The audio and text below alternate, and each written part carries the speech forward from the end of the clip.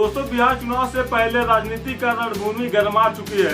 प्रधानमंत्री नरेंद्र मोदी का राहुल गांधी और तेजस्वी यादव पर सीधा वार, नामदार बनाम कामदार की गूंज फिर से सुनाई दी।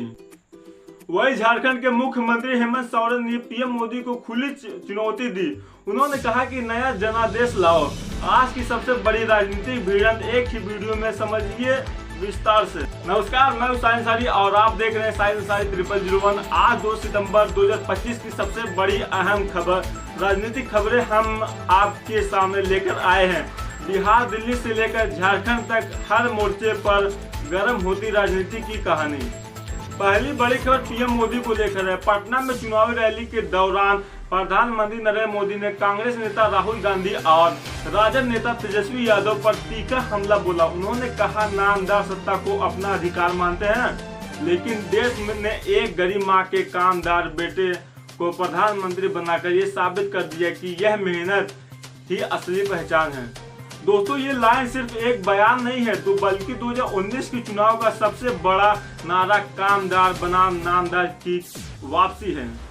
मोदी ने भीड़ को संबोधित करते हुए ये भी कहा कि बिहार की जनता परिवारवाद और भ्रष्टाचार से मुक्त राजनीति चाहती है। यहाँ समझना जरूरी है, बिहार चुनाव सिर्फ राज्य की सीटों का चुनाव नहीं बल्कि 2029 की दिशा तय करने वाला सेमीफाइनल माना जा रहा है।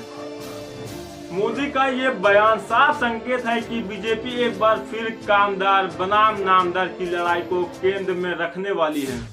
दूसरी बड़ी खबर हेमंत सोरेन की चुनौती। अब आते हैं झारखंड की राजनीति पर।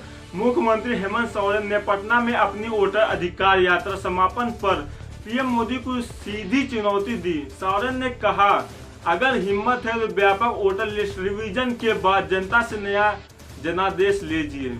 उन्होंने केंद्र सरकार पर आरोप लगाया कि मतदाता सूची में गड़बड़ियां हैं और आम लोगों के नाम काटे जा रहे हैं। उनका कहना है कि ये लोकतंत्र को कमजोर करने की साजिश है। सोरेन के इस बयान के दो बड़े मायने निकाले जा रहे हैं। पहला है, झारखंड में विपक्ष अपने वोट बैंक को मजबूत करने के लिए केंद्र पर हमला कर रहा है। दूसरा है, बिहार चुनाव को राष्ट्रीय स्तर पर बड़ा मुद्दा बनाने की कोशिश हो रही है। बीजेपी ने तुरंत पलटवार किया और कहा कि हेमंत सोरेन सत्ता बचाने के लिए झूठ फैला रहे हैं। अब सवाल है, इन बयानों का असर क्या होगा। एक तरफ पीएम मोदी का नामदार बनाम कामदार नारा बिहार में बीजेपी को ग्राउंड पर मजबूती देता है, ये जनता की भावनाओं से सीधा जुड़ता है। दूसरी तरफ हेमंत सोरेन का नया जनादेश वाला बयान विपक्षी दलों को एकजुट करने की कोशिश है। राजनीतिक जानकार मानते हैं कि अगर बिहार चुनाव में बीजेपी और एनडीए अच्छा प्रदर्शन करते हैं तो आने वाले लोकसभा पर भी असर डालेगा। वहीं विपक्ष के लिए ये चुनाव अपनी ताकत दिखाने और जनता को यह समझाने का मौका है कि केंद्र सरकार लोकतंत्र को कमजोर कर रही है।